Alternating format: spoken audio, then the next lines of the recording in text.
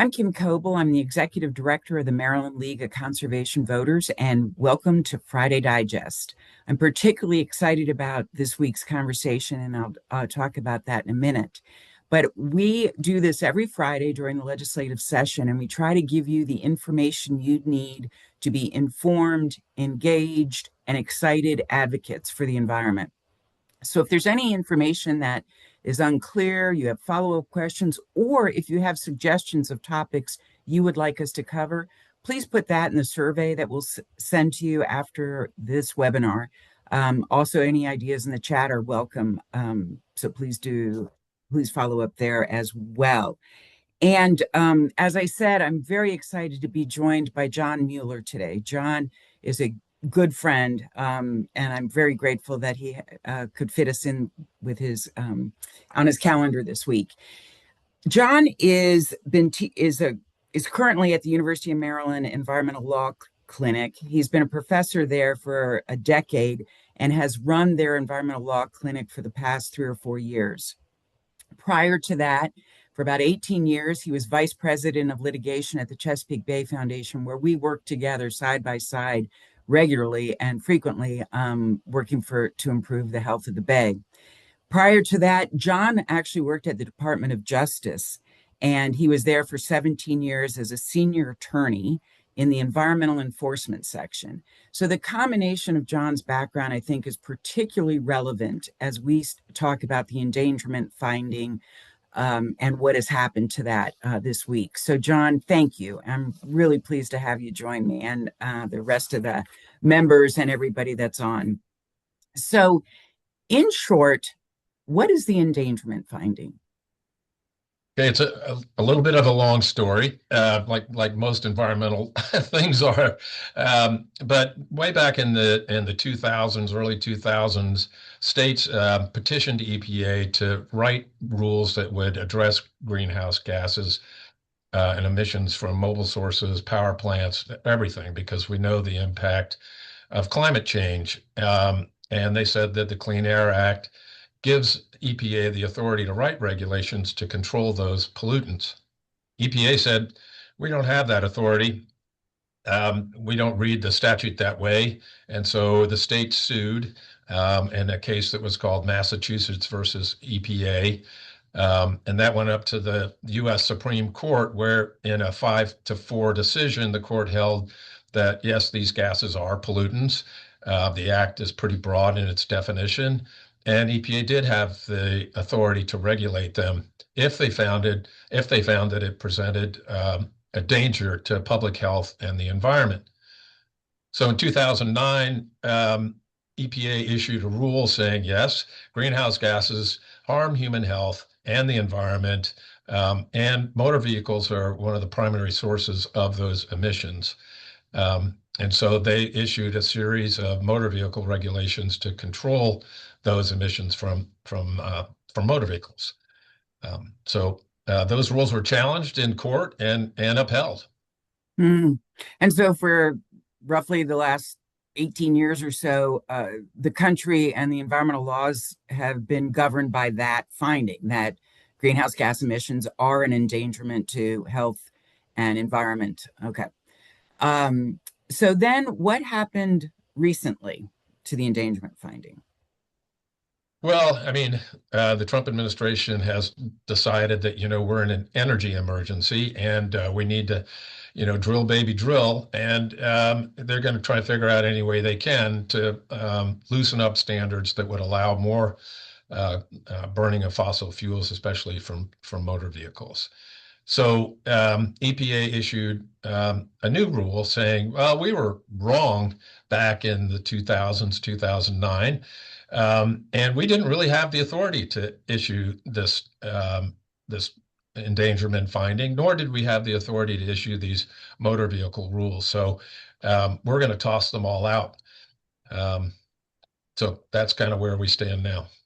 But if I understood what you said, that's already been tried in court, and the court held up that the authority does exist. So how can they say it doesn't exist?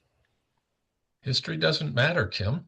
You know, it's I think what's going on is the administration is hoping that with a significant change in the composition of the Supreme Court, that they will, to a more conservative court, that they will be able to get the court to come down and say, yes, that and finding back in 2009 violated what's called the major questions doctrine.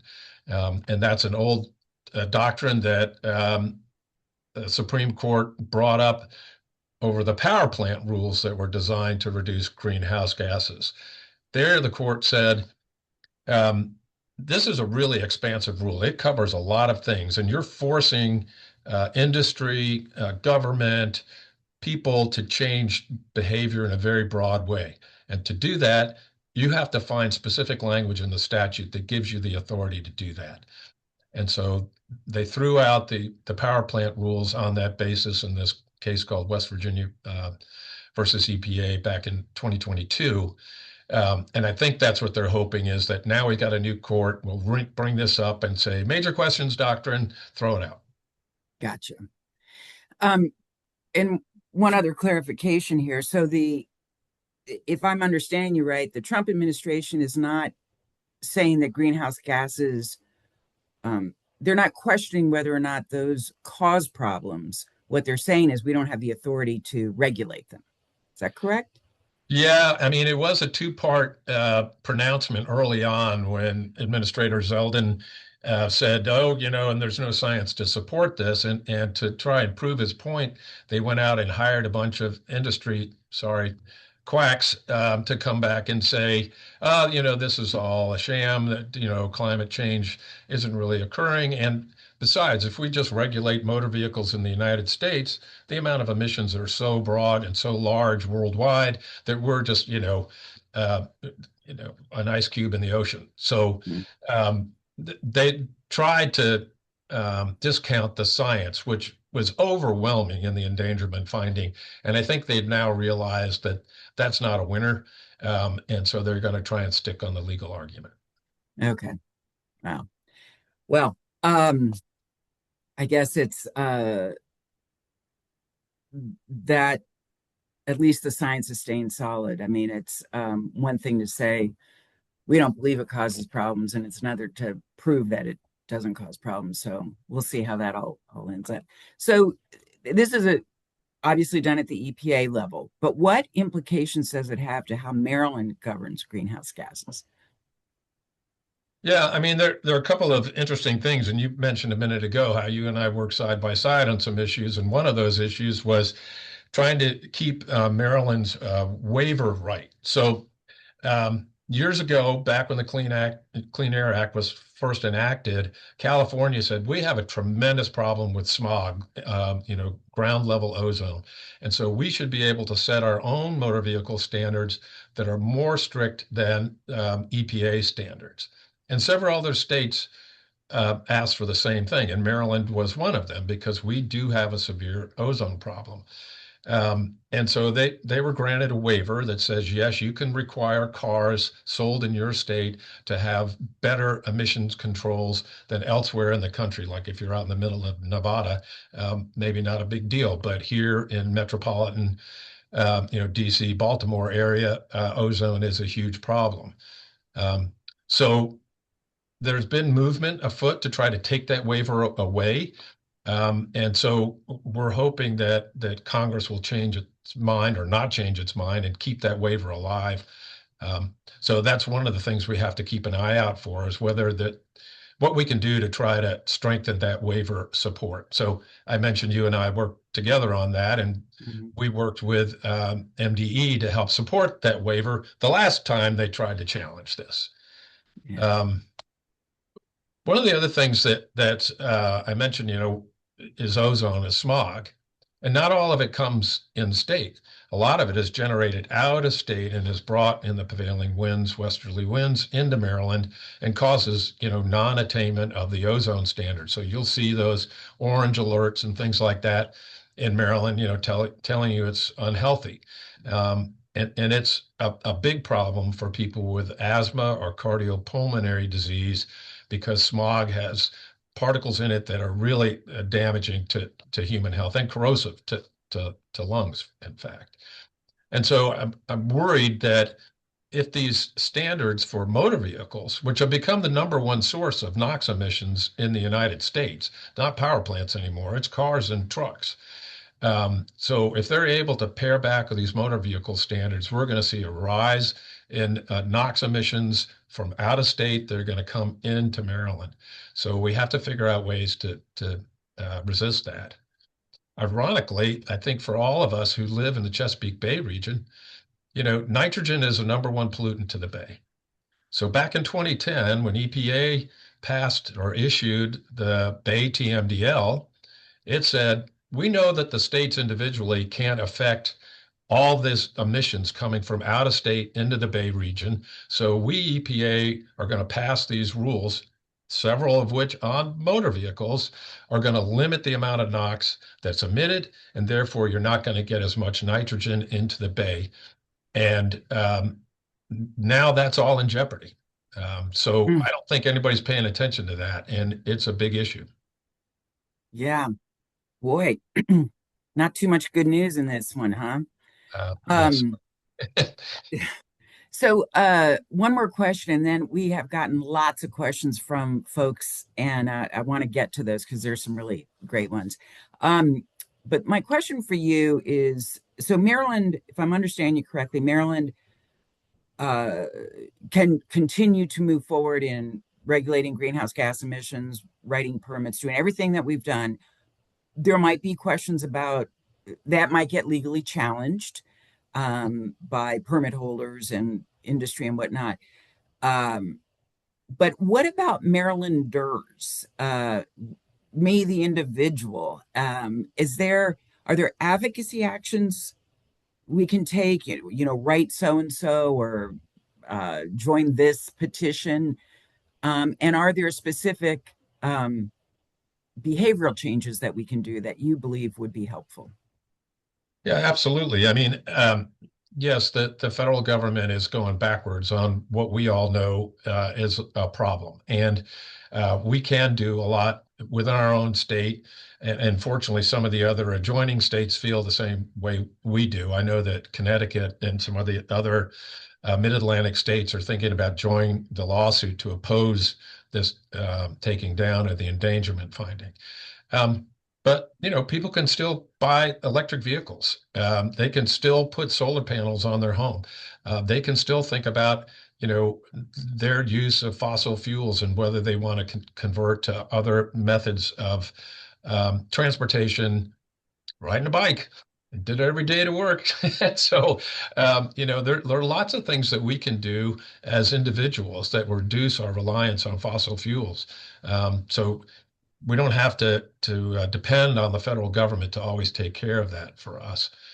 Like I said, we need to support efforts in Congress to make certain that Maryland gets that California waiver for motor vehicles sold in the state, and then continue to support new legislation within the state of Maryland that allows the state to actually sue polluters for damages caused by climate change. And I know we got a study out of this, but one of the more ironic things that's happened here is when states have sued the fossil fuel companies in the past, the fossil fuel companies ran into court and said, wait a minute, this is all preempted by the Clean Air Act. You can't sue us for this. That's governed by, a federal statute. Well, guess what? If you've now said, oh, wait a minute, the federal statute doesn't actually cover greenhouse gases, they've removed that impediment to lawsuits by the states and state courts. So this may come Mm, back to bite the fossil fuel industry. interesting. You already the legal minds are getting creative in terms of solving problems. I'll also add that I believe wholeheartedly with you that our individual actions are more important now than ever. And the federal government isn't going to take care of our air and water and communities. And hopefully, Maryland stays strong. There might be challenges to that, but as individuals, we can take actions. And I've said this to the folks on the call before, and I'll say it again. The most important action you can take to fight climate change is to vote. And if elections have consequences, and if you ever doubted it, we are living that right now.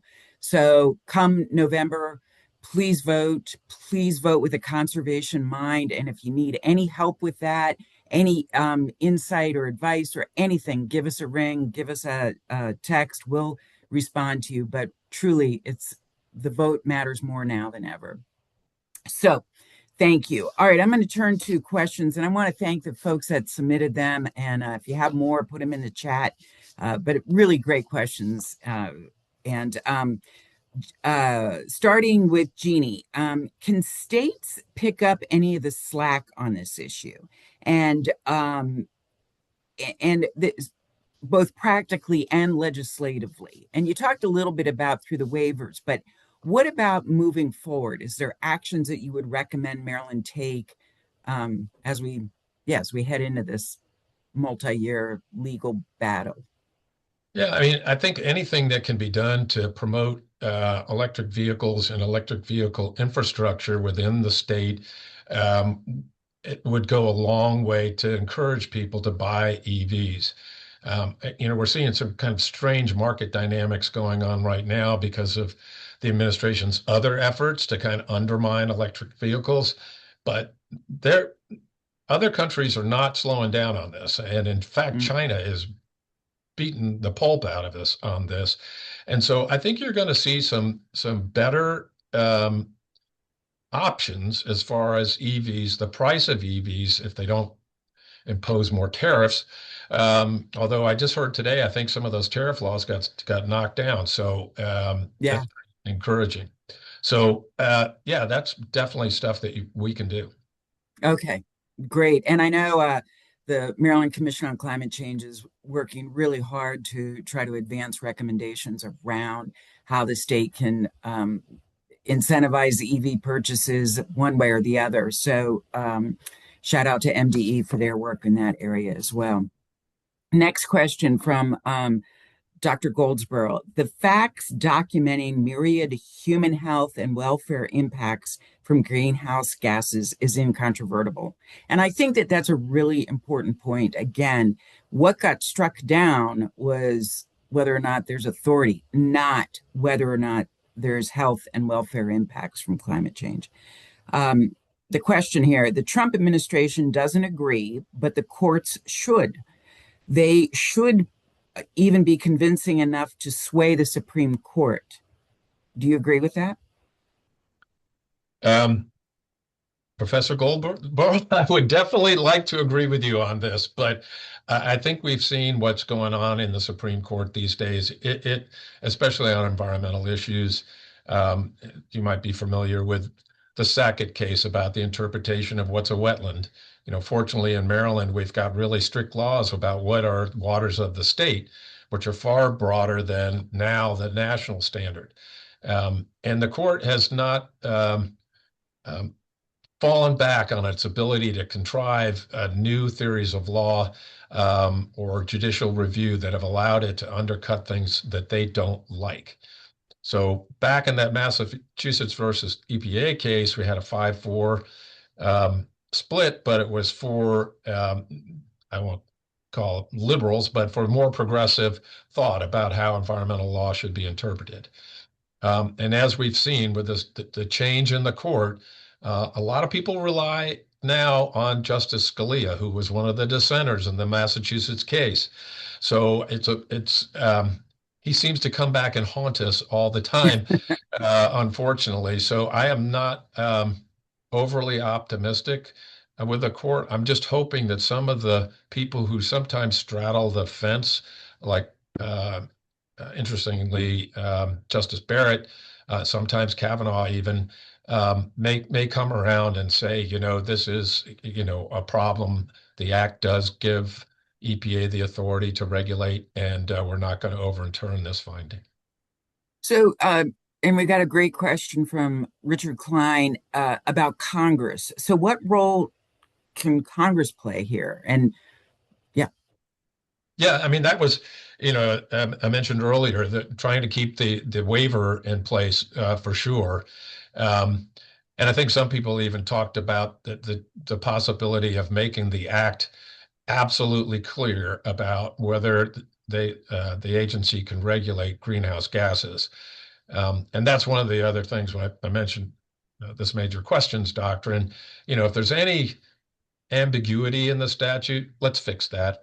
It'd be great to fix it in the Clean Water Act too. Whether we get the numbers in the House and the Senate to fix that remains to be seen. But again, to your point, that's why voting is so important.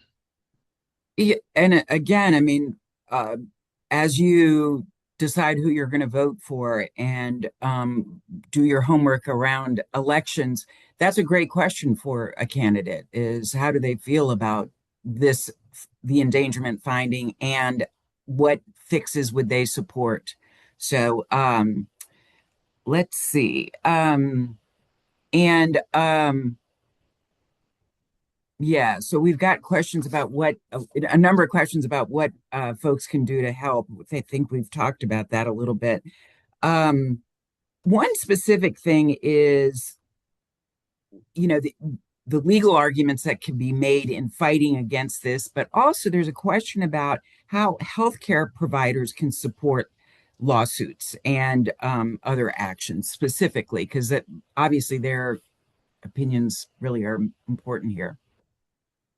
Yeah, I mean, that's an excellent point, Kim, because, as you know from our work at the Bay Foundation, we weighed in on a number of matters concerning air pollution and the impacts to human health. And so emissions from, motor vehicles, any fossil fuel combustion, your primary pollutants are carbon dioxide, methane, NOx, but also particulate matter. And particulate matter, especially when it gets down to the 2.5 micron size, which is smaller than a human hair, gets very deep in the lung and is a real risk factor for cardiopulmonary disease. And so this is where we used researchers, scientists who've studied these impacts to be able to say, wait a minute, that natural gas power plant you're going to put in right next door to, um, historically African American community is going to harm them specifically. That using expert testimony to prove that connection was pivotal in the Friends of Buckingham case, which basically Hmm. overturned the Atlantic Coast Pipeline, along with a number of other suits that happened. But it was dramatic to see how the Fourth Circuit Court of Appeals latched on to that information. So, do you see the law clinic doing work on this at all? It's interesting. I mean, we've already seen one lawsuit filed by, I think, 11 different nonprofits. And I forgot to mention one of the other things that people can do is litigation costs money. And if you support any of these nonprofits through donations that can help with the litigation, that is definitely one thing you can do relatively easily. Um, so yeah, I think there is space for that. We just kind of need a client to ask us. And I'm not looking for more work. We got plenty of work. But I imagine there are going to be some friends of the court briefs, amicus briefs that are going to get filed down the road, and that would definitely be something that the clinic would be interested in doing. And do you know if Maryland Attorney General Brown has any actions on this yet? I know it's early, but have you Yeah, talked to him? like I said, I saw a piece the other day that said that California and Connecticut are trying to figure out what other states would join them. And Mm, we've seen this in a lot of other suits where it's a group of like 20, 26 states that all seem to get together, either opposing new regulations or supporting new regulations. And that was clearly the case in the Bay Team DL litigation. A lot of states and cities filed Friends of the Court briefs that I thought were very persuasive in okay. support of the TMDL.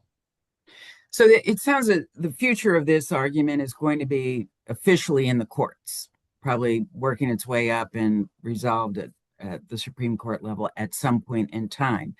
Um, you've talked about the importance of Marylanders weighing in at the state level by legislation, by voting, by personal actions.